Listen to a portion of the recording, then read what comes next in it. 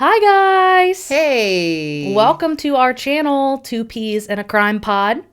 This is my mom, Kelly, and she's the backbone of this operation that we're running here. She's a creator, she's the innovator, she's a dreamer. Stop. She does all the research. She's the one who looks up the cases, figures everything out. She takes time to write out a script, so that we can explain the case to you and, keep her on track with facts. And then she does all post-production too. So, like I said, she is everything, and everything is her. Thank you. This is my daughter, Courtney. And she comes in cold, as she was kind of saying. Figuratively, she doesn't literally, know. I'm always cold. She doesn't know anything about the case that we're going to be talking about on any given day. And her answers are completely real time. So she offers a lot of levity and some very insightful wisdom. She has great wit and humor. So that's why we love her on the show. I am the personality hire, and I think I'm going to ask my friend that does custom shirts to make me a sweatshirt that says personality hire. Okay. I never heard of that before. That's me. Okay. I'm just fun to have around. I don't really do too fucking much, though. But she the is jokes, the life of the jokes podcast. Are like, I'm going to keep you. You make me laugh. I'm going to keep you, even though I have to carry the entire team on my back. Let's look at your shirt today. Today, as you can tell, Mom and me both, we're in the Christmas mood because it's the week of Christmas. Feliz Navidad, yeah. Feliz Navidad. Feliz Navidad. Da-na-na-na-dun-dun-na. Feliz Navidad. Prospero año y felicidad. Da-da-da-da. That's one of my favorites. It's my least favorite. Are you kidding me? I hate that song. Ask Christopher. Yeah, I hate it. I also don't like that one by Elvis that he does about Christmas. Oh, I have a blue Christmas. My favorite is the chestnuts roasting on an open fire. Wow, lame. Fucking lame. And my up on the favorite. housetop. Okay, that's a classic. Click, click, click. Down through the chimney. Good Saint Nick. That one's fun. I'll give it to you. Feliz Navidad is just one of those songs that it's like almost satanic in a way that it comes on and it just transports you spiritually to another place. But instead of like a place of Satan, it's a place of pure joy and Christmas spirit. And you know that I'm a fucking Christmas Grinch and that I do not get in the Christmas spirit. And that song comes on and I'm just so fucking excited that it's Christmas and I am dancing in the car and I'm singing and it's probably dangerous and I shouldn't be doing this much while I'm driving, but I'm gonna. Well, that's I love funny. that song. It's funny you should say that because I am the opposite of the Christmas Grinch. Who are the little people, the Whoville people? Yes. They get super psyched. I started decorating on November 1st. Would have done it on Halloween, but that's, So I started decorating on November 1st, started listening to my Christmas song playlist on November 1st, playing it in my Uber for my customers who are not always happy about that. Nope. I wouldn't. And I don't like that song. I just don't. It doesn't get me in the Christmas spirit at all. It's one of my faves. But it's one of those earworms. Like you hear it and you just, It's not my favorite. I have a favorite Christmas song. Well, what is it? And it's Wonderful Christmas Time by Paul McCartney. Simply having a wonderful Christmas time. Are you fucking kidding me with the look you're giving me right now? Ew. What? I hate that one too. What's with you? It's not a great Christmas song. Where did you even get that? Like, why is that your favorite? With all the Christmas songs I've ever listened to, like... Because it's like more than a kitschy Christmas tune. It's like a musical, and there's some shit going on. Okay. And it doesn't traditionally... There's not like... sleigh bells, ding, ding, ding, ding. Oh, it's a Christmas song, It's not, right. You know how I feel about shit that, like, hits you in the face with obviousness and how I feel like it's insulting? I really don't. I do. I say it all the time about movies. Oh. I hate when they're like, you mean that the perpetrator did this because he was afraid that he would be found? And I'm like, I didn't need you to say it out loud. I've been watching. I get it. Please don't insult my intelligence. Okay. It's the same with, like, Christmas music. Like, yes, it's fun to have, like, the sleigh bell song. I love a sleigh bell song. Sure. But I think that it can be a Christmas song without sleigh bells Okay. ringing, okay? Like, I don't, it can still be Paul McCartney, Wings-esque vibe. I'm just not a big Paul McCartney fan. No, you're a John Lennon I just gal. lost every boomer. Yeah. No, that's not true. I like John Lennon. There's a clear divide between your John Lennon types and your Paul McCartney types. I am a watching the wheels go round and round girl. Me and Maria used to say growing up, like, she was the John Lennon and I was the Paul McCartney. We used to make that joke, like, Okay. and then like a I always agreed liked Marissa, handshake. Maria. Yes. Yeah. So, anyways, all of that to say, I'm wearing my Christmas sweater today, and it says "Tits the Season," and it's got these handy little mitts that you can go like this, and you can hold your titties. Or somebody behind you. Or somebody behind you can walk up. Simply having a wonderful Christmas time. It's fun. It's a good time. You have to know where you're going to be when you wear it, though. You can't just be wearing this out at a bar because, of course, dudes will just, like, immediately think it's an invitation to, like, grab your chest. Oh, really? Yeah. I never would have thought that. Yeah, no, they're like, oh, you must want me to come up and, like, if they see that it has the capability once, they're like, that's my goal for the night, is to get my hands in that bad boy. I can see that. I mean, I don't have to wear anything special, and guys just think they can do that to me. This is true. I'm an old-fashioned girl, and I just want that one special someone to come up behind me and put their hands in my mitten sweaters and give them a squeeze. Right. Because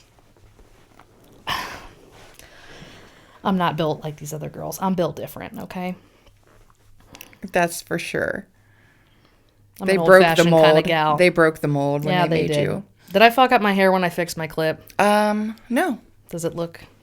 Who cares? Very nice. Whatever. Like, I fucking care. Looks wonderful. Okay. And you have your very festive. So if it were me, I would have put the clip higher so that my hair would be sticking up in the back a little bit. If I had have put it higher, it would have just fallen further faster. Okay. Because no clip but has I like to stay big in hair. My fine-ass hair. You have Century 21 hair. I have 1980s 16 hairs on my head. So it's hard to get something to stay. I gotcha. Yeah. By the end, this clip will be dangling at my back. It'll just slide out of my hair. Anyways, let's talk about murder. Well, what episode number are we on? 11. Oh my gosh. 1-1. We are on episode 11. That is too cool. We're getting there. Heck yeah. Our followers keep growing. We're so thankful for you guys that have subscribed. And if you haven't subscribed yet, why not? We have followers. We have subscribers. We have an audience. That is so exciting. Yeah, while you're watching and you're giving us, you're feeling us out, just click subscribe. Just do it. Yeah, please do. We really appreciate it. We're going to try to give you a good show. Yeah, even if you hate us, subscribe. Subscribe and every week chime in. Still hate you. Okay. You could do that. I love honesty. I'm all about honesty, actually. And I can take constructive feedback. So do it, no matter what. Do it. Do it. And if you're already a subscriber, I love you so much. She loves you so much. She love you a long time. If you're already a subscriber and you can prove to me if I see you out in public, like, look, see, I've already subscribed, I'll let you put your hands in my Christmas tit sweater. Hey. Not everybody gets that offer. Yeah. Right. You got to be that special someone. Remember, I said. I'm an idiot. What's up, Mom? What's the case today? I'm very excited. We're going to be talking about a very severe domestic abuse case. Great. Yeah, this is the Tracy Thurman case. You might have heard of this. They made a movie. Oh.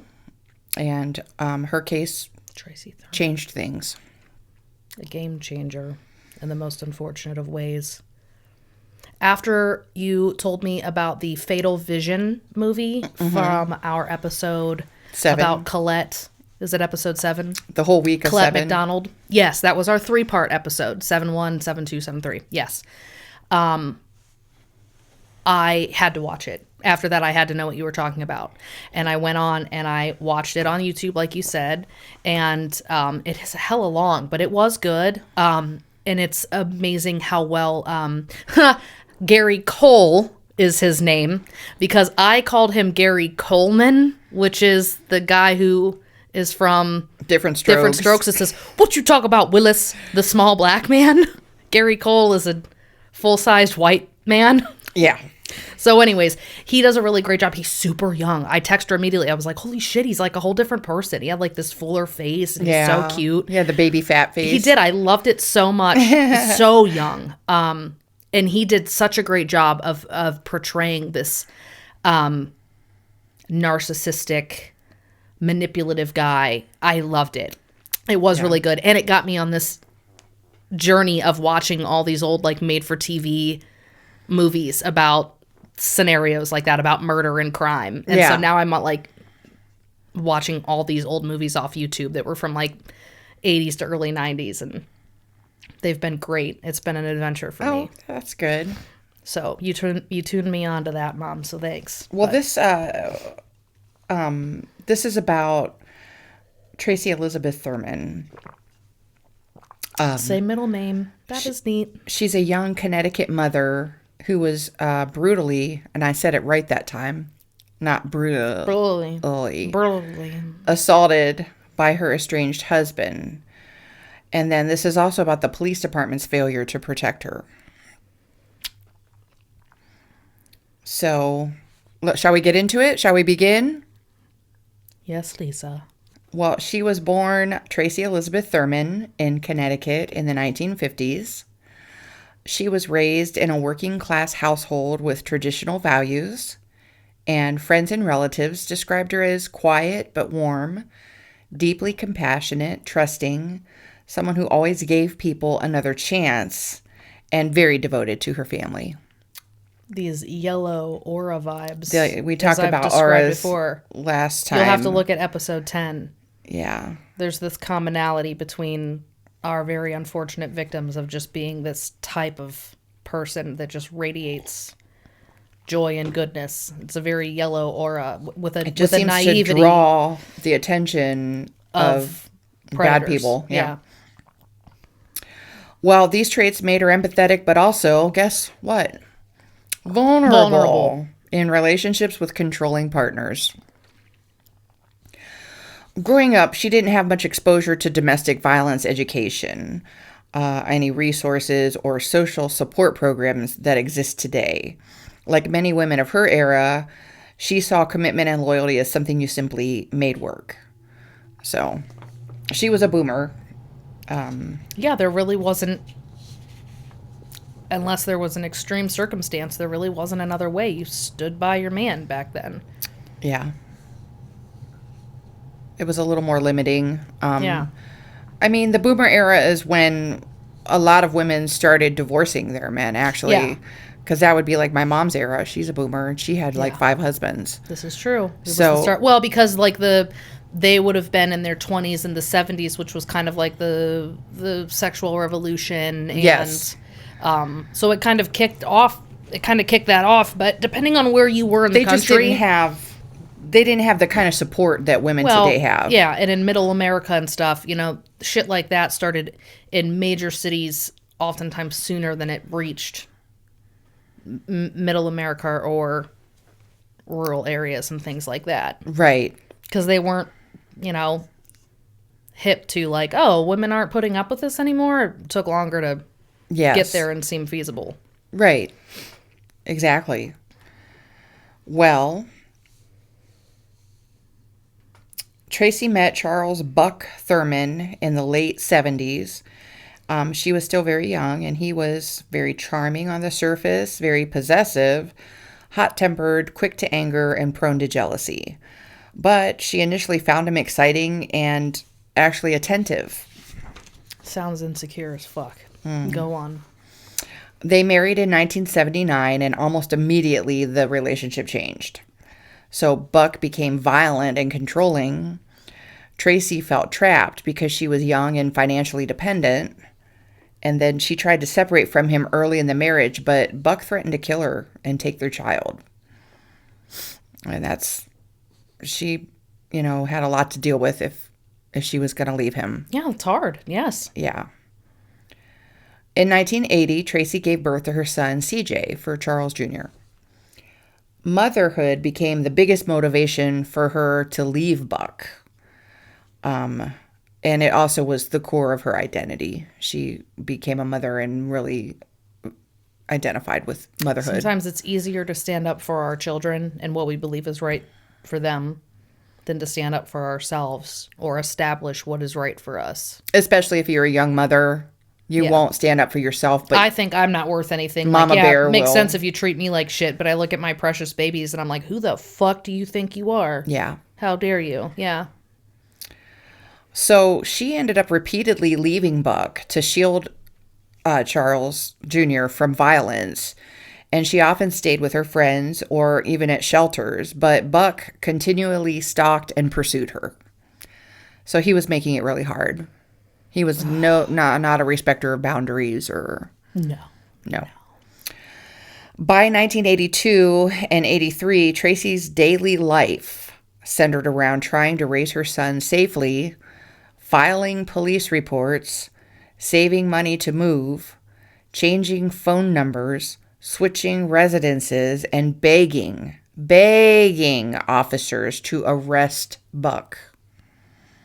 That was her daily existence. She was just fucking constantly trying to exhausting. get away from him. Yeah. Constantly trying to change her phone number, change address, get away from him. Arrest this guy. He is harassing me. Arrest him, please. Yeah. Yeah.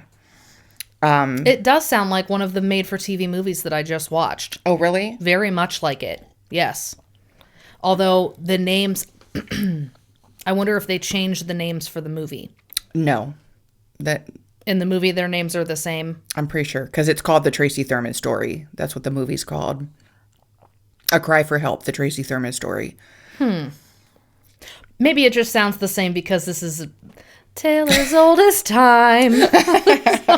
You know? Beauty and the Beast. Yes. Yeah. Right, so. Real seriously, though. Like, they all fucking blend together. Isn't that? I'm like, yeah, no, I just watched 3 movies about this. That's wild. That's weird. Yeah, I know. Me too. Oh. Well, she took every step that society in that time frame said a woman should take, yet the system repeatedly failed her. Follow these steps. Yeah. Okay. Where the hell? Yeah. Follow them down. Her actual resilience during this period of time was extraordinary. Most people see what happened on June 10th in 1983, that attack, as a big story. And it is a big story. It's a crazy, terrible story. Wait till you hear it. But the year before that attack was a constant battle. She lived in survival mode for months, often sleeping with a packed bag, a knife under her pillow, and the phone by her bed in case she needed police. I mean, And the police are like, it would be really helpful if you could get yourself beat up in front of a witness or just at the police station. I mean, that's pretty much it. That's pretty much it. We see you got bruises, but You could have gave them to yourself. He said he didn't do it. He felt pretty sure about that. So I'm going to need you to get your ass beat within a group of reliable sources. A congressman, maybe a priest. People we can believe. Sounds about right. Ugh. Yeah, this is the way it was back in the 80s. So between October of 82 and June of 83, Tracy made at least 20 calls to the Torrington Police Department. And they probably thought she was annoying. All documented. Buck followed her. Buck showed up at her apartment. Buck ripped phones from the wall. Buck threatened to kill her. Buck tried taking their son from daycare. And officers either took no action, told her to come back later, or claimed they couldn't find Buck. Okay. I know, right? So you couldn't find him right now, so keep looking. Right. Oh, no problem. Wait outside my apartment. There you go. He'll be there, promise. And I understand resources being limited, and while you're laying in wait for this douche, 50 other douchebags are committing crimes. Like, I get all that, but I don't know. I guess what is the fucking answer? You have to find him and you have to put him in jail.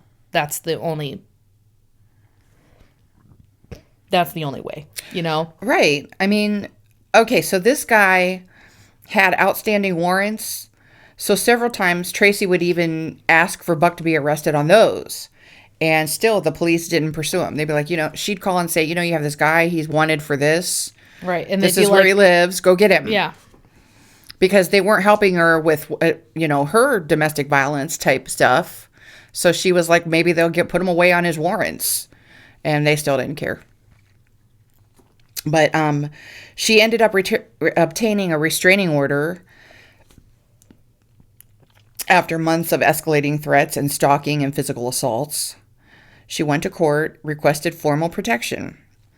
And she had already made numerous police reports, but nothing changed. Right. The court issued an order legally prohibiting Buck from approaching her, entering her residence, harassing her, and for threatening or contacting her in any way. This order was supposed to give her legal backing when police refused to arrest him. Well, and it will, again, if he is standing in your front yard where he's not supposed to be and you can call the cops and they can show up before he comes in and kills you. Right. Great. And back then there wasn't cell phones to be like, yep, see, I'm recording. He's right violating, it really was a lot of just he said, she said. Right. Yeah. But well, it didn't matter. The restraining order was repeatedly violated. Yeah. Buck ignored that almost immediately.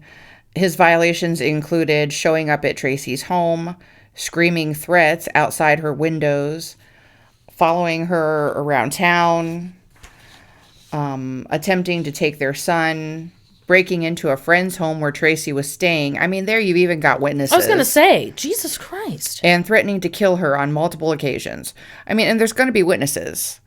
So unless she lived in the middle of nowhere, I'm sure neighbors heard dude yelling. Right.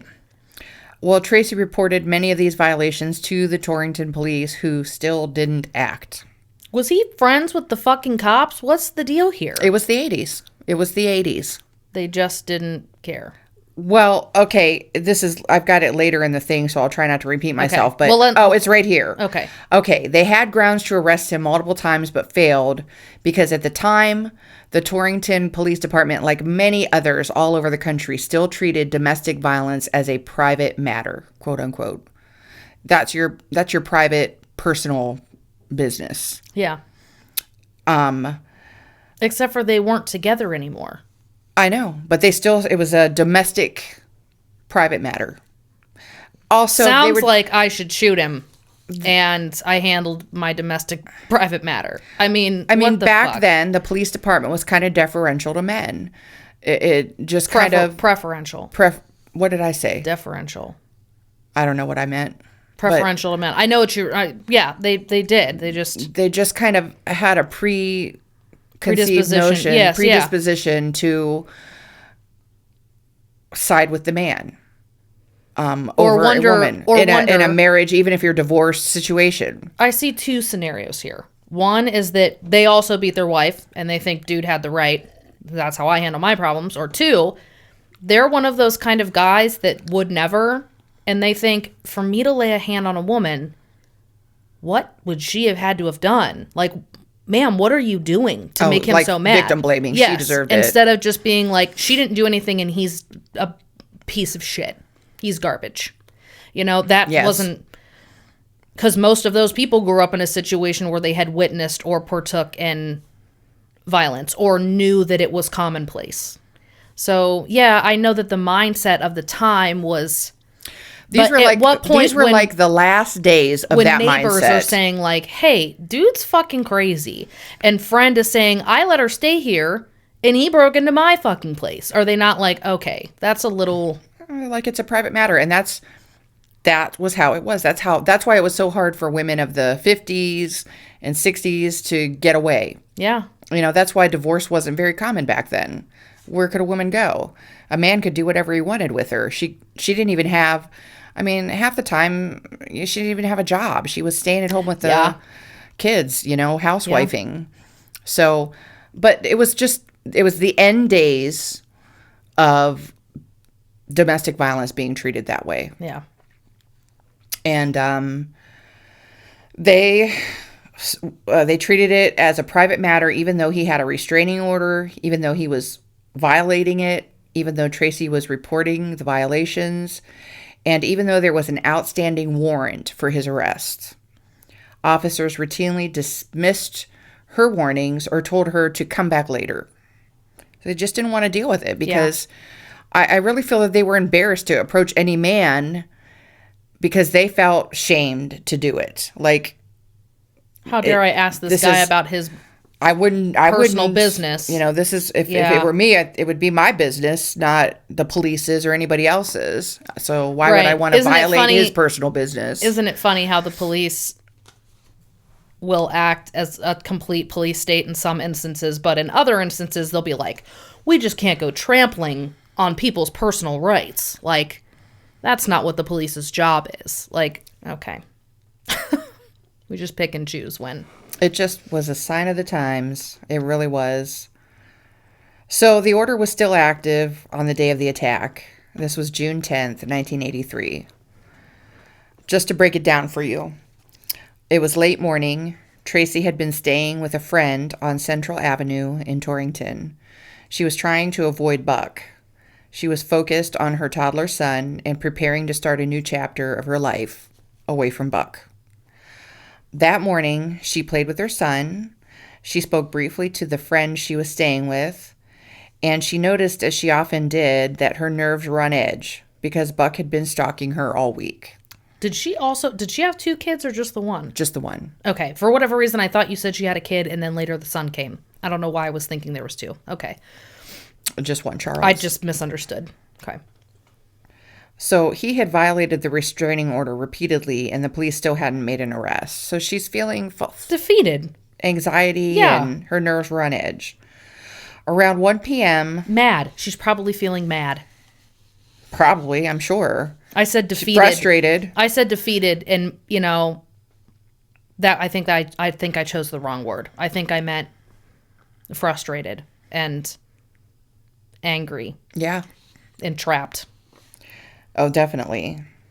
So around 1, Buck showed up. He drove up to the house unexpectedly. Well, she kind of expected it, but you know what I mean. Well, as unexpectedly as it's coming, like, right. Not if, but when. Yeah. Yeah. He parked outside and then immediately began yelling Tracy's name. Neighbors later testified that he was pacing aggressively, was shouting threats, was demanding Tracy come out here. And she didn't go outside. But instead, she looked out the window, saw the same rage he had shown so many times before. So at 1:05, terrified, Tracy called the Torrington Police Department. He's here. Come get him. She tells the dispatcher, Buck is outside. I have a restraining order that's active against him. She says she's afraid he will kill her, and she needs an officer now. The dispatcher says someone will be sent. So this should have triggered an immediate mandatory response from the dispatcher because of the violation of an active restraining order. Yes. But did it? No.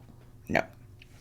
So between 1:05 when she made the call and 1:25 for 20 minutes, no officer arrives. In that time, Buck continues yelling, threatens to break the door down. He's escalating because she's not listening. Mm-hmm. And he's getting away with it. No police are showing up. Yeah, now he feels emboldened. Yeah. Well, no police have ever showed up. Well, that's true. Tracy stands inside holding her son, waiting for police who never come. And she tries to keep calm so as not to scare her son. Yeah. Finally, hoping to diffuse the situation, she went outside into the yard. And she believed the police were on their way and would be there any second. So she thought it would be safe to go. 30 minutes, we gotta, right. Like, I'm sure they're coming. Yeah. At 1:25, the moment Tracy stepped into the yard, Buck rushed her. He pulled out a 5-inch folding knife, stabbed her repeatedly, including wounds to her neck, face, shoulders, and back. Jesus Christ. Neighbors screamed for help. Tracy, the police were probably never even on their way. Nobody had a gun? God damn it. Tracy falls to the ground, bleeding heavily. Buck straddles her and continues stabbing. Then he kicks her in the head and her neck. He stomps on her as she lays there trying to protect her neck. He stabbed her 13 more times, mostly to her neck and face. Oh, my God. He broke her neck, stabbed her again as she lay paralyzed, and threatened to kill her in front of the neighbors. So now the neighbors have called the police, and now the police are on the way. Oh, because when it's the neighbors, we give a fuck. Throughout this time, Tracy was conscious. She remembers the sound of her own breathing and the warm blood pooling under her body. Police have still not arrived. 1:28 to 1:29 p.m. Officer Frederick Petrovitz arrives while Buck is on top of Tracy, stabbing her. But do you think that he immediately tackled or restrained him? Hey, what's going on over there? You guys all right? Everything cool? He's a short distance away, and he just stands there, while Buck stood over Tracy with the knife. The officer told him to drop it, but did not physically intervene. When Buck put the knife down, he walked around Tracy and kicked her in the head again in front of the officer. The officer did not handcuff Buck or anything. At 1:30, Buck went into the house. What? While Tracy lies bleeding on the ground, Buck walks into the house, grabs CJ, their 2-year-old, carries him outside and places him on Tracy's bleeding body, saying, "This is your mother, look at her." Neighbors later testified that this was one of the most horrifying moments of the attack. Tracy, I gotta tell you straight up,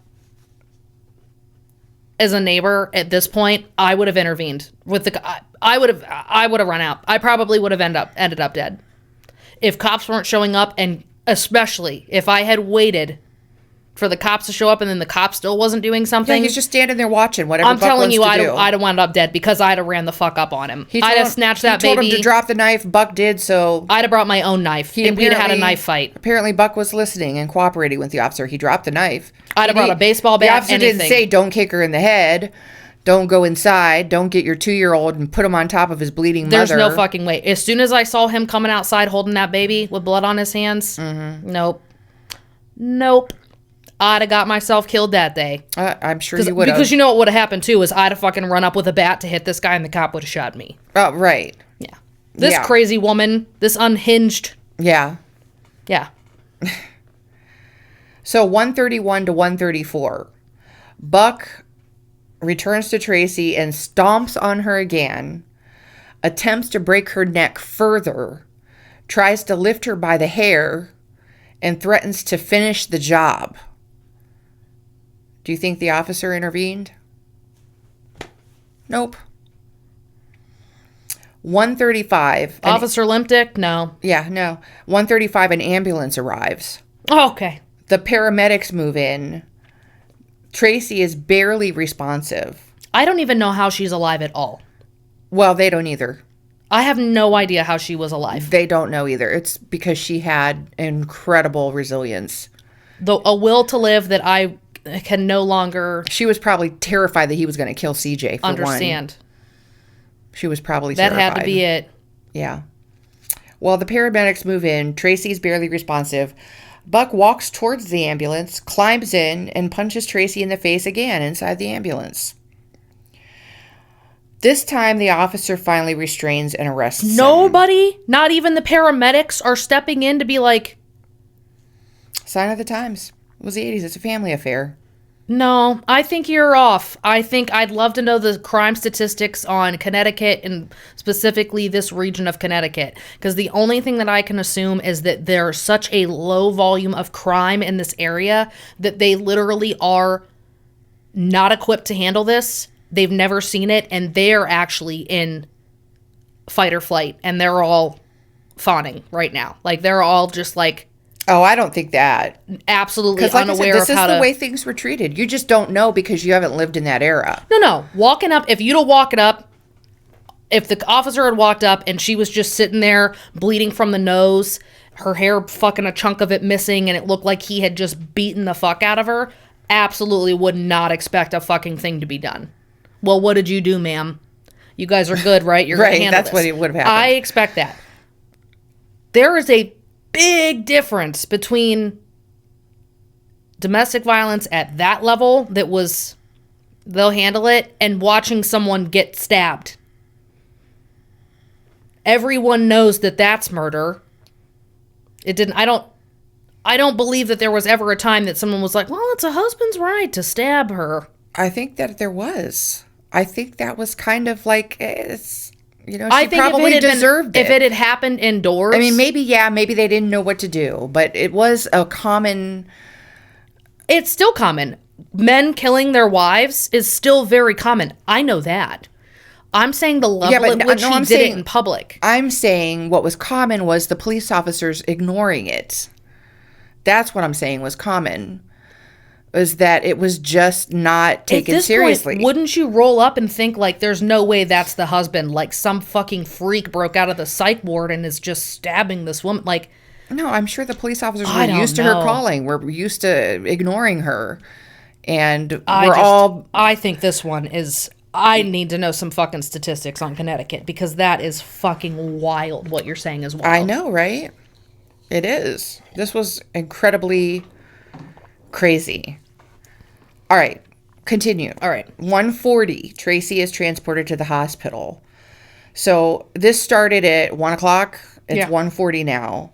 The paramedics note dangerously low blood pressure, a crushed cervical vertebra, 13 stab wounds, partial facial paralysis, a severed jugular, and massive blood loss. So wait, there was only 13 stab wounds? I thought you said that has to be a typo. And then, okay. There was a lot of stab wounds. I remember he stabbed her, and then he stabbed her 13 more times while the police officer was watching. So there's more than 13. 13, okay. Yes. Doctors later said she should have died on the scene. She laid there long enough to bleed out, especially if her jugular was cut. Like, it is a fucking medical miracle. Yeah. She had a guardian angel or incredibly strong will to live. Just maybe when he had his foot on her throat, it was keeping the blood from pouring out. Maybe it's his fault that she's alive. Christ. For those of you listening, we are totally not serious about that. Sarcastic. So she ended up spending weeks in intensive care alone, then months just in the hospital, and then years in physical therapy because of this. Yeah, he broke her fucking spine. Yeah.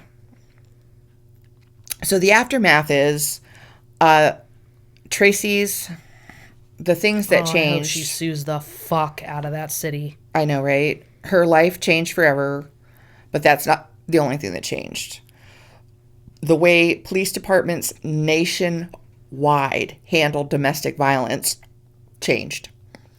The actual state legislation changed. I'm sure Tracy felt really thankful that it was her.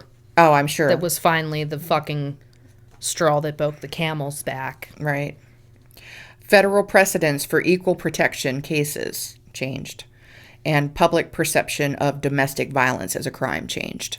So it was just because of this one case that all these things changed, because before then, I'm telling you, you just don't know because you didn't live in the time. I didn't. Obviously, I did not, but... Things were different, way different. And then her survival and what police do not do led to what's called the Thurman Law, which is mandatory arrests policies in the United States. So for what? For domestic violence cases. You have to arrest them. You can't just say, oh, go sleep it off. So if somebody, I'm not going to say she, if one of the people in the relationship calls and says that there's domestic violence, and they roll up and they're talking to them and they say, like, throughout the conversation, they're like, yeah, I want to press charges. They're arrested. Even if they don't want to. What about in the 90s if a domestic dispute happened and the cops came? Well, the Tracy Thurman law, all of that happened in, Late 80s, I'd say, probably. Yeah. So things were, all of the policies were getting because that happened in changed, 83, training. the incident. And then, obviously, after that is when legislation Yes. is presented. So the criminal case against Buck, he was charged with attempted murder, assault in the first degree, and violating a restraining order. He ended up pleading guilty, and what he received for that was 20 years. And that was suspended after 8. And he got out after 8?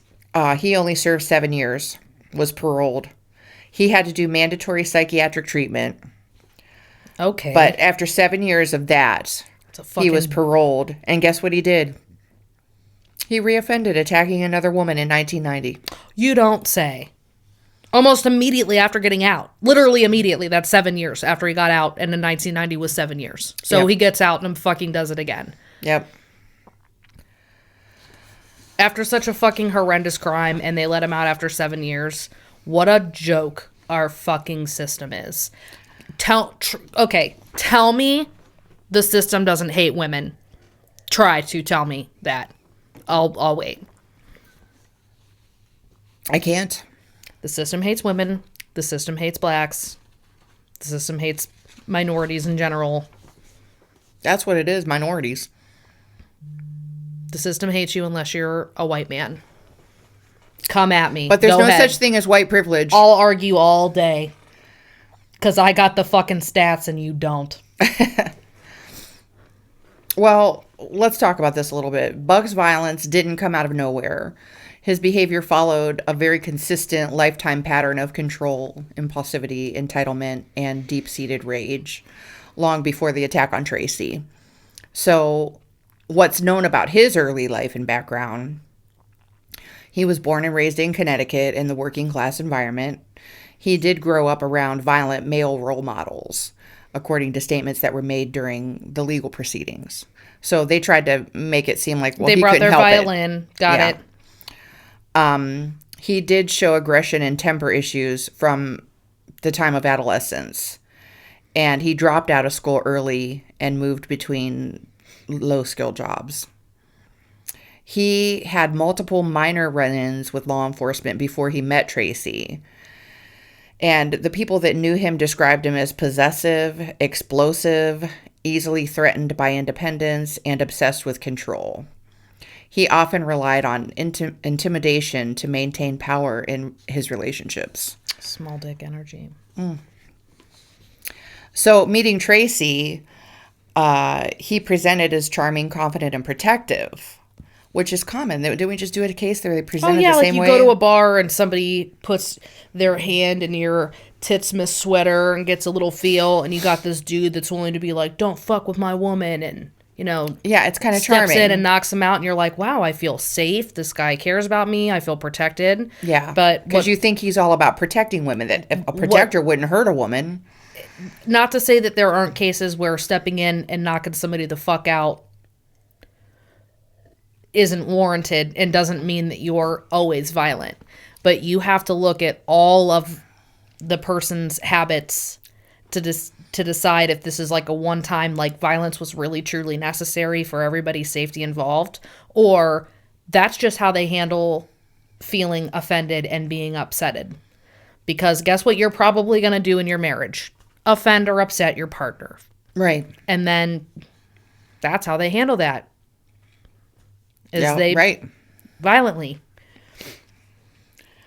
So those traits quickly shifted to extreme jealousy, monitoring her movements, accusations of infidelity, controlling her finances, her friendships, and her clothing, and then threatening her with violence whenever challenged.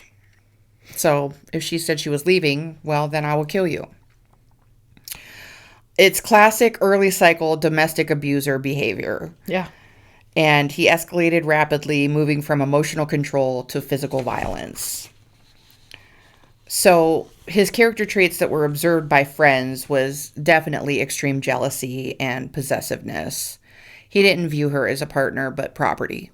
Yeah. When she tried to leave, he interpreted it as betrayal, and he believed that there was justified retaliation for a betrayal.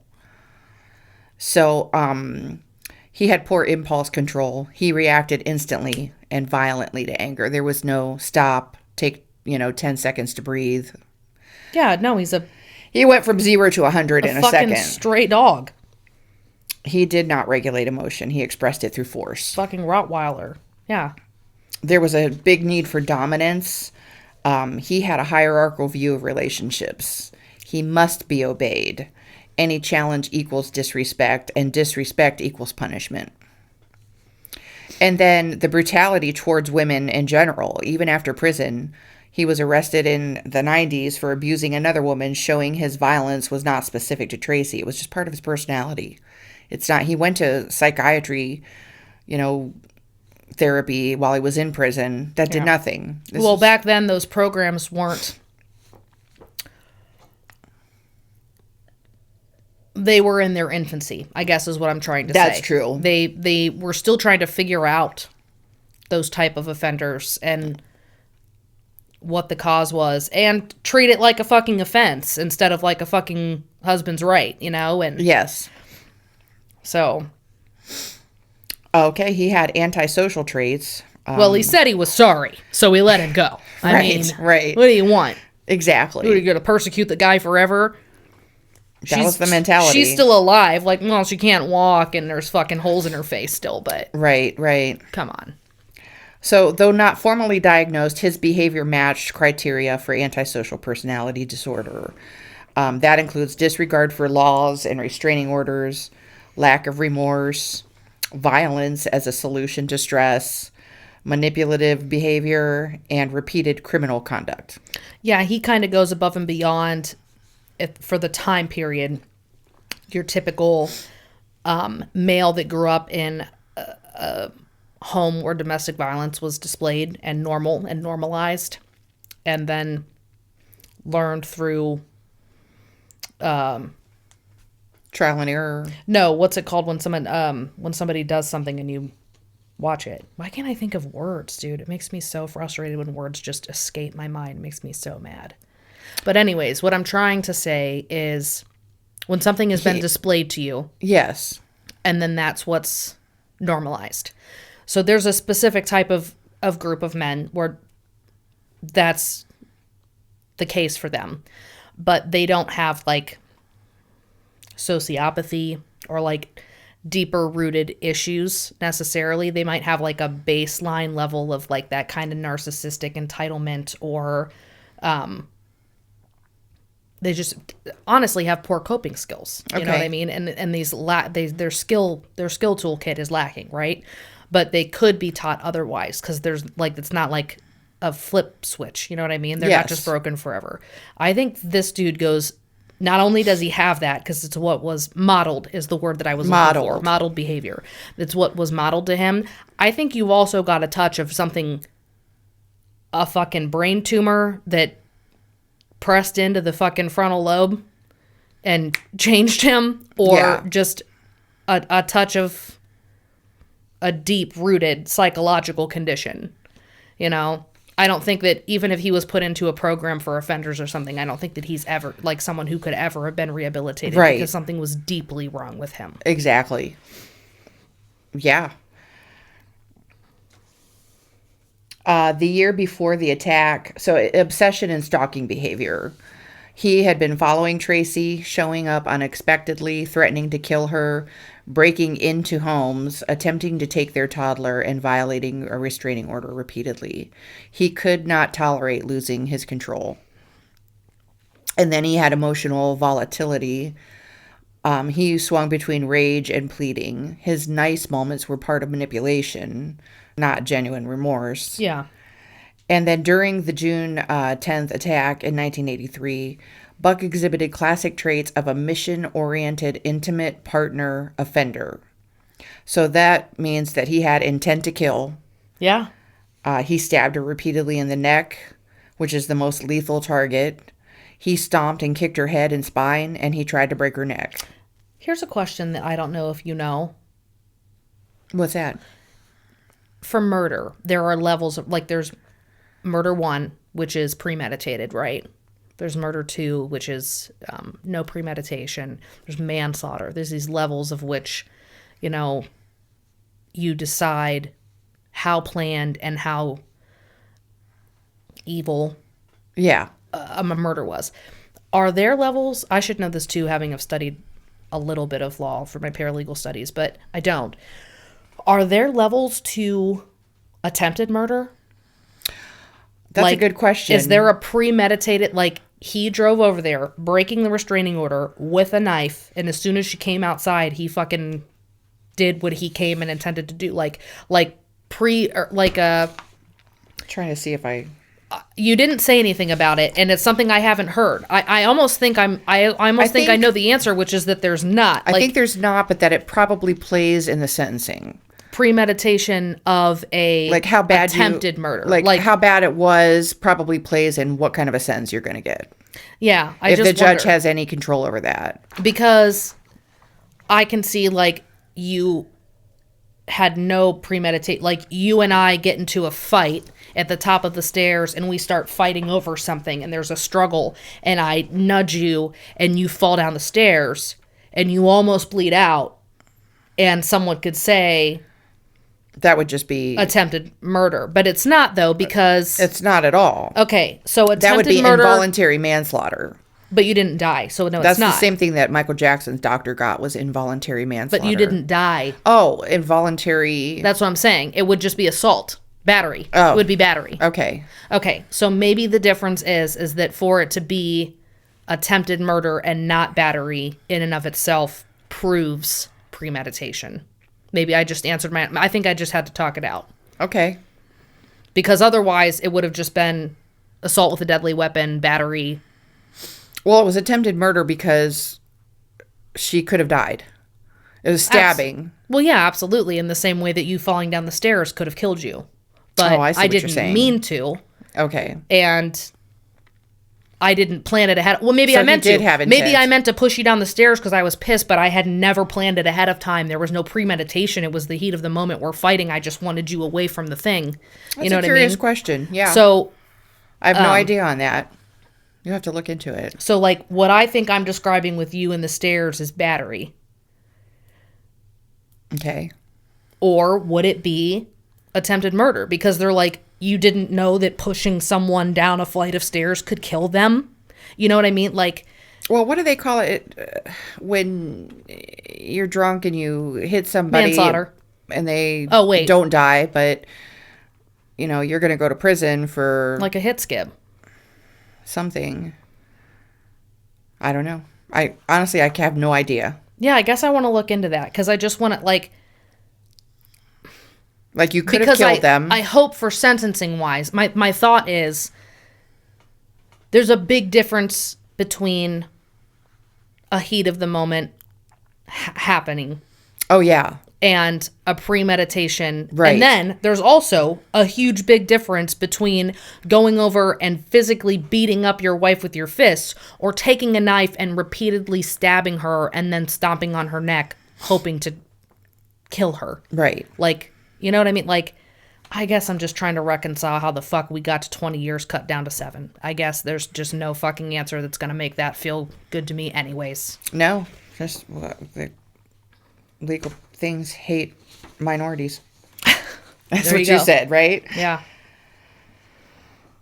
Well, we got to get him out of the jail because we need room for the black people we're going to incarcerate for no reason. The things that he did were meant to end her life, not to send a message.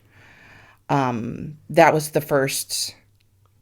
Yeah, you don't stab somebody. Yeah, it was intent to kill. Even one time, unless you want to fucking kill them. Right. I mean, unless you stab them in the foot or something, that would send a message. Yeah, right. If you're from the fucking hip up, you're trying to kill them.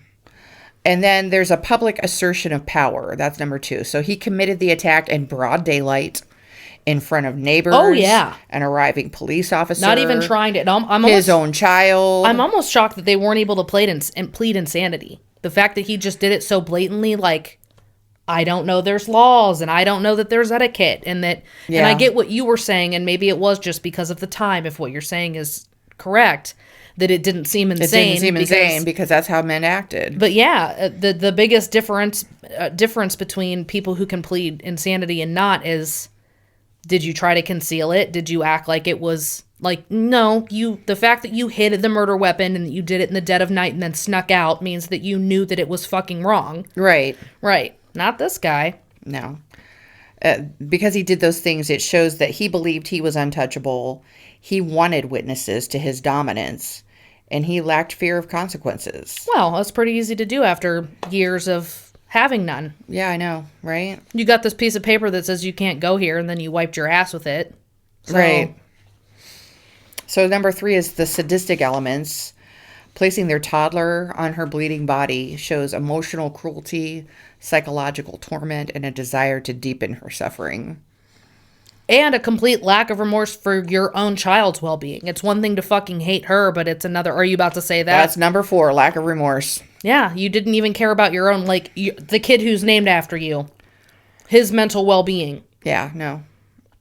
Fuck that kid too, I guess, right? Right. It's not about the kid, it's about him. Yeah. So even after dropping the knife, he walked around Tracy and kicked her. He re-entered the ambulance and struck her. He showed no fear, no guilt, or concern for her condition.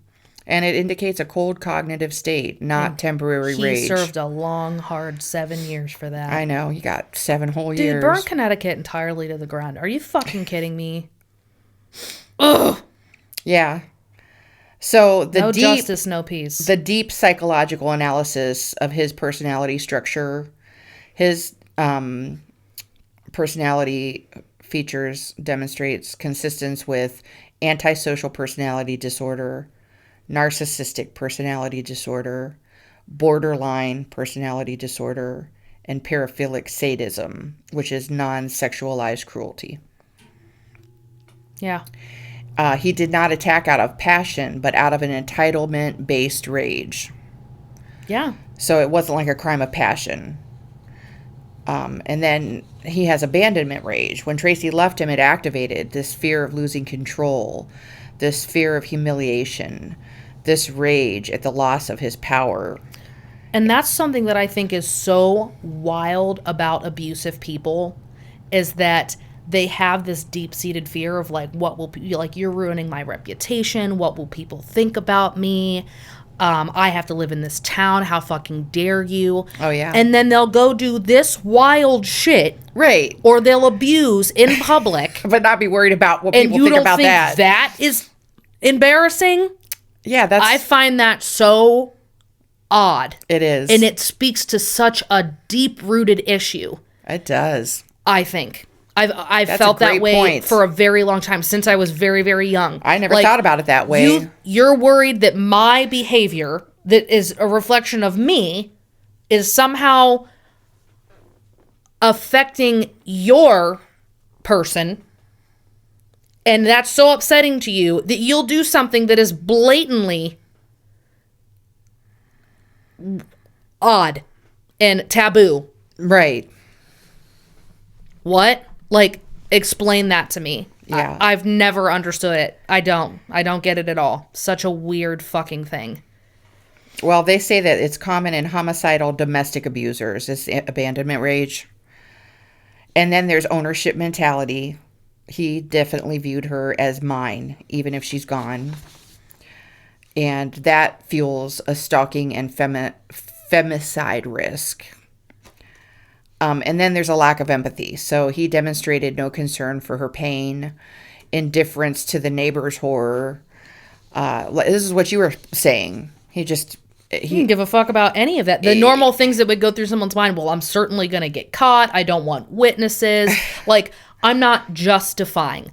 But let's say that I can understand that you're a bad person and you want to kill your ex-wife. Okay. So that what you are saying is a hallmark of antisocial pathology. The no hesitation to commit violence in public, no protective instinct toward his son, all of those things that you were saying, like he's not afraid to do those things, but he's afraid that you're going to You're saying is make him look hallmarks bad. of antisocial personality disorder. Antisocial pathology. Okay.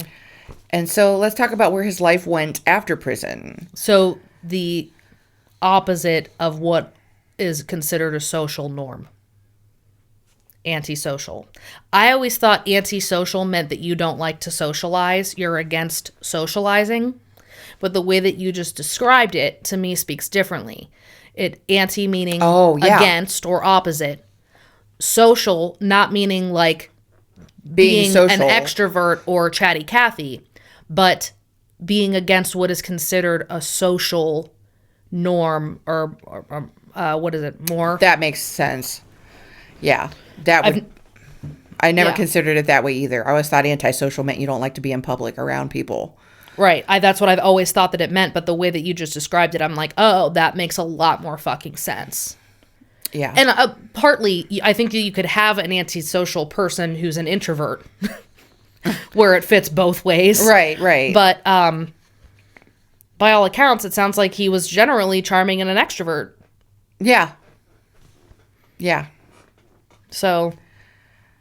yet considered antisocial because of his antisocial norm behavior. Yes, he didn't understand how to be with how to live in the society. Flow of society. Exactly. Maybe they should call it anti-societal. Something and more then it wouldn't be that makes sense more. Yeah, or maybe I could just be literate and understand that there's more than one way to interpret the word social. Yeah. But. Well, after his release, he moved to Maine. He was arrested again for domestic violence against his new partner. He served additional time, and then he faded from public life due to legal restrictions and notoriety.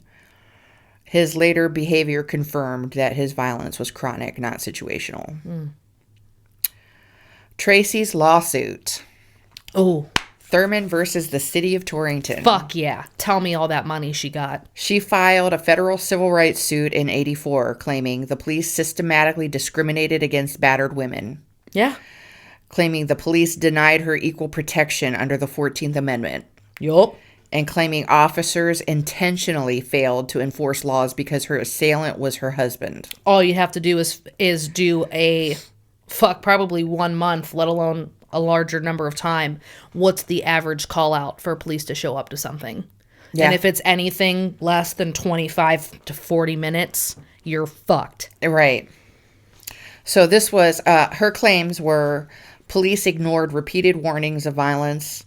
They delayed responding to the June 10th call.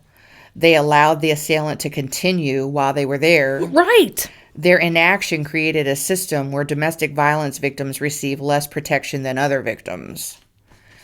And in this case, it was a historic ruling. Well, you're basically protecting his right to trample all over her rights. Exactly.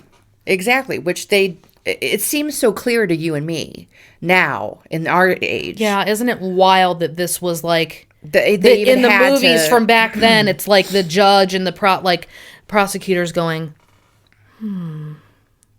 wow, maybe, just maybe. Like, right. This was a fucking veil coming off. Yeah. Well, Judge Blumenfeld ruled in her favor, stating the state cannot treat domestic assault as a lesser crime. So God bless him. Assault is assault. Come the fuck on. Yes. This was the first major case that recognized police departments could be held liable for failing to protect battered women.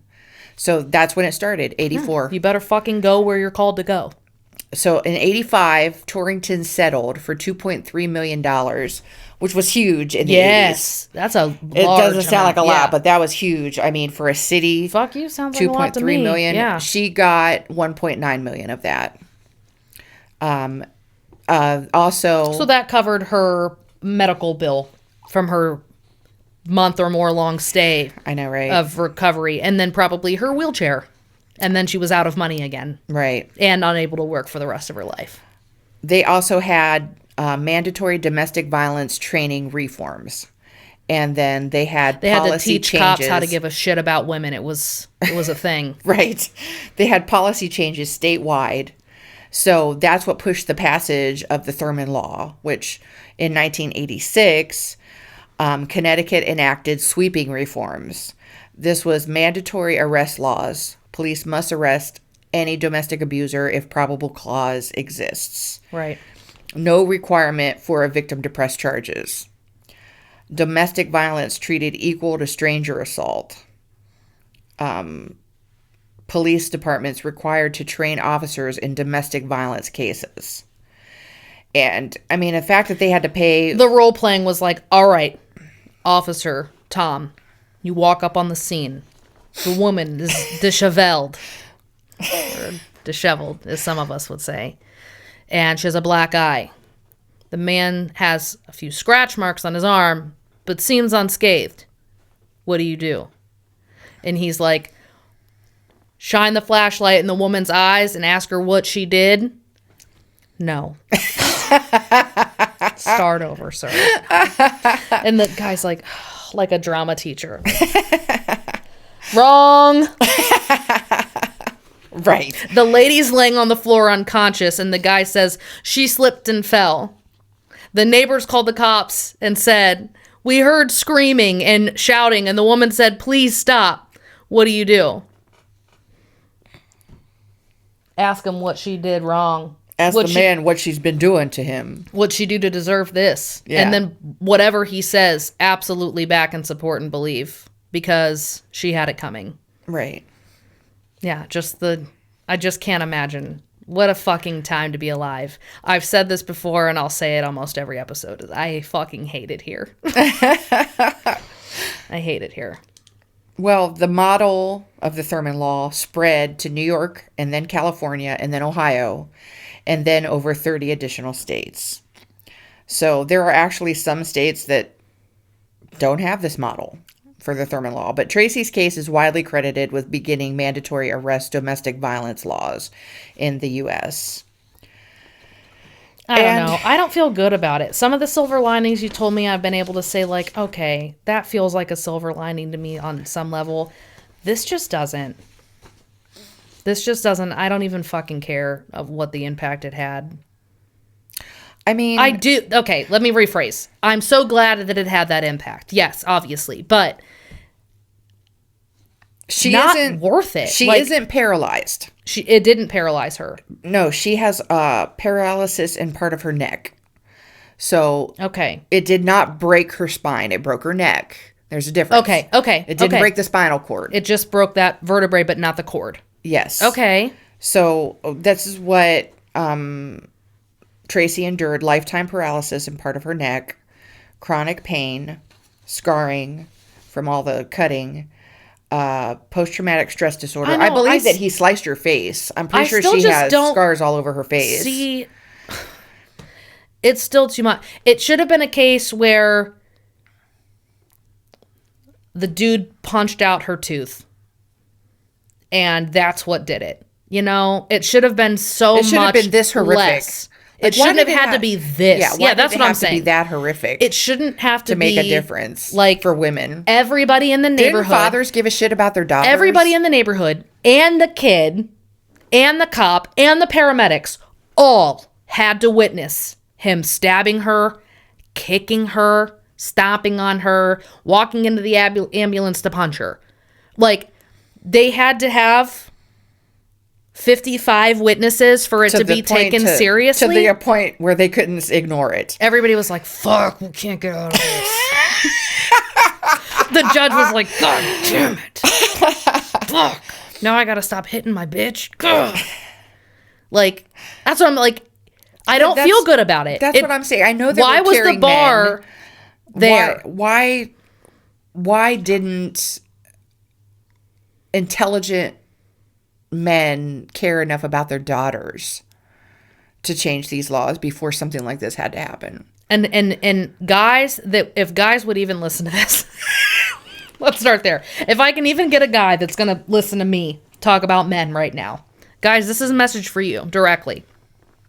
If you are someone that is on board with the bulk of what I'm saying about, and the bulk of what Mom's been saying about domestic violence being systemic issue and it taking these very serious things to get to people's minds to change, and that women have been systematically kept down and given less options and given less fairness and judgment or justice. If you can agree with that, past my little extra comments about men being garbage, if you can agree with the baseline of what I'm saying, would you not also agree that if you would never do those things, and this sounds, and you were just as shocked to hear what I was hearing and felt the same way I did, like, Kelly, you've got to be wrong. Like, you've got to be wrong about what you're saying. There's no way that it just kept going on. There's no way that no one jumped in. There's no way. If you felt like I did, my question to you is, what are you doing in your life to call out these people? What are you doing in your life? Because I can tell you, in my life, I have known people that have abused their wife or their kids physically, men that have done that. Mm-hmm. It's more regular than not. I'm aware of it. And I know that there are men in my life that are aware of it. Mm-hmm. Women are already calling it out. It was on Tracy Thurman's fucking back that this law had to get fucking passed, right? When are men going to start dragging these motherfuckers out into the streets and calling them the fuck out? And men are quick to do it when it's a pedophile and it's a crime against kids. When are you going to jump on board with women do not deserve to get hit? Women do not deserve to be degraded, manipulated, lied to, used. And you can say, what was she wearing? And you can say, she was in his face yelling. And you can say, well, she cheated. Okay, she could be an absolute garbage piece of shit. And if that's true, where is the man's responsibility to control how he handles that? Where's the man's responsibility to say, you're a fucking slut and I'm out. You cheated on me and I'm out. And just leave. Right. Where is the man's responsibility to say, I don't like the wardrobe that you choose. I'm not interested in this relationship. Right. Or you see your guy, you're at a bar with your friend and this, the girl wore a short skirt and a kind of revealing top, or hey, maybe she doesn't have a shirt on at all. Who knows? And you see your friend grabbing at her and you fucking grab his arm and go, her tits being out are not an invitation to grab her. Don't fucking touch something that's not yours. Your mama don't teach you that? When are y'all gonna start calling one another out? Because we've called you out. Black Lives Matters calls out their people. We all, like, everybody else that says, like, hey, we're the ones being fucked. We're calling you out, and we're calling out white men, and white men are so quick to be like, we would never. You're gonna have to start calling out your own. When is that gonna happen? Yeah, when 50 people have to be witnesses and a woman has to be completely stomped on, maybe. You're not willing to because it's not, because you still don't see it. I don't think that's true. I think there are a lot of men that know it's wrong. And I do not see the advocacy in the same way that I see it in other groups. I agree. I see women standing up for women. I see blacks standing up for blacks.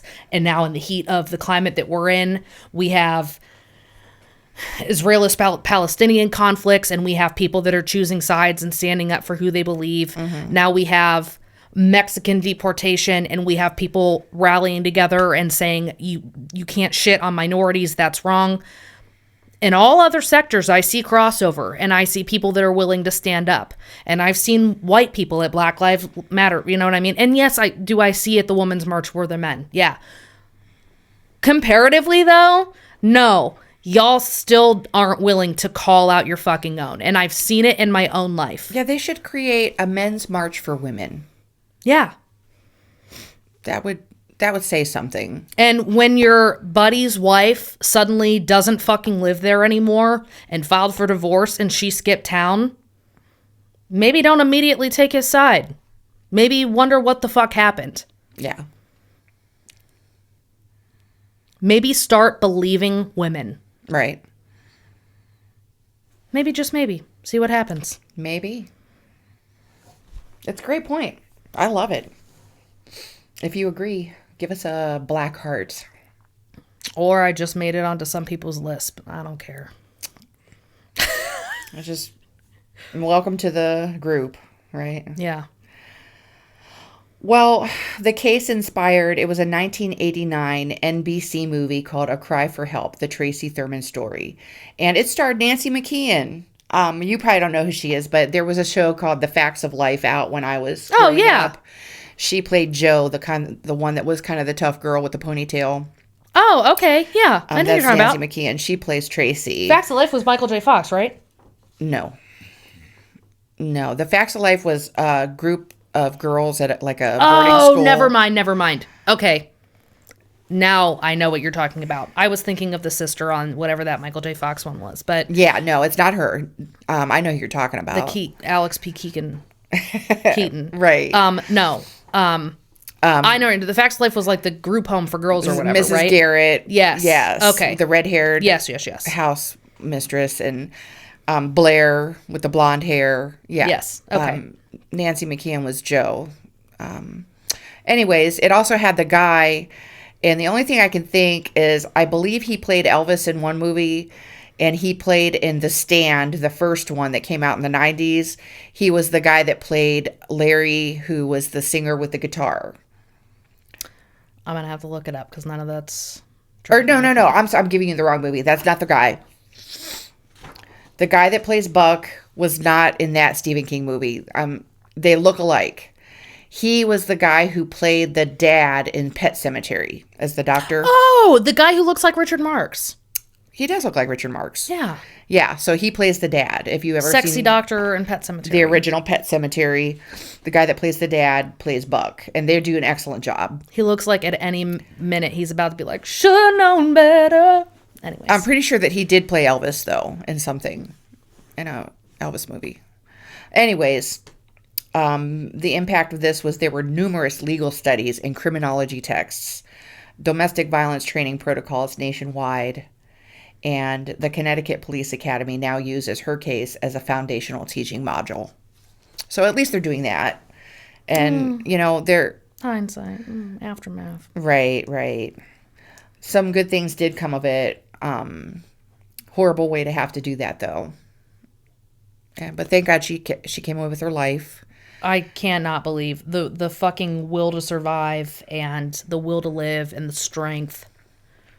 Yeah, she's an amazing woman. Insane. Yeah. Yeah, she was a fighter. And that poor baby. Ugh. Yep. Wow. What a fucking story you had to tell today. Oh, man, I know. That was a hard one. I guarantee you the next one for Thursday for Christmas Day is not deep like this. It's kind of funny. It is a criminal cases, but they're kind of light. They're not like this. I saved the lighter ones for Christmas Day. Oh, that's so good of you. Jesus would thank you. Jesus would thank me, Courtney. We'd like to thank you for coming and staying this long and listening. And like I said, leave a black heart. Yeah, leave a black heart if you're standing in solidarity with my men need to call out men. There you go. We need it. y'all to start calling out. Because y'all say it's not all men. Okay. Leave a black heart. If it's not all men, when you find the ones that we're describing, you better be calling them the fuck out. And I think that if you start maybe opening your heart to the idea that it is an awful lot of men, you'll start seeing why we say it is all men. Maybe, just maybe. Or you're going to continue to be alone. Male loneliness epidemic. I don't know what to tell you. You're going to have to wise up or get the fuck out. No. I just alienated half the world. It is what it is. The ladies will love it. I can guarantee you that, because all of us are like, yup. I disagree. I don't think it's half the world. I think... I just meant all men, is what I said. She means all men, but not really. I mean, there are so many good men out there, and maybe they just don't know what to do about this, and we understand. And that's true. I do know good men. We just want progress. I do know good men, absolutely. Yeah. I know way more not good men. That's too bad. I cherish and love... That makes me cry. I cherish and love the good men that I have in my life, because they are few and far between. I love the good men in your life, too. You know who you are. Yeah. But we'd like to thank you and wish you a happy Merry Christmas coming up, Christmas Eve. And Or happy holidays. catch us on I keep saying Thanksgiving. Catch us on Christmas. And we'll give you a lighthearted, kind of crimey show. Whatever you celebrate, we hope that it's fun. We hope that it's safe. Oh, absolutely. And that great memories are made. And we hope to be a part of your new traditions this holiday season and your new memories. So like and subscribe to hear me rant 3 times a week. It's totally worth it. It is. It's going to be a good time. And I wear fun socks, so Yes, you do. tune in. Yeah, she's got polka dots on today. Yes. All right, guys. They're red and green. They're very festive. I play the part. All right, guys. Thanks for tuning in. We'll see you next time. Bye-bye. Bye.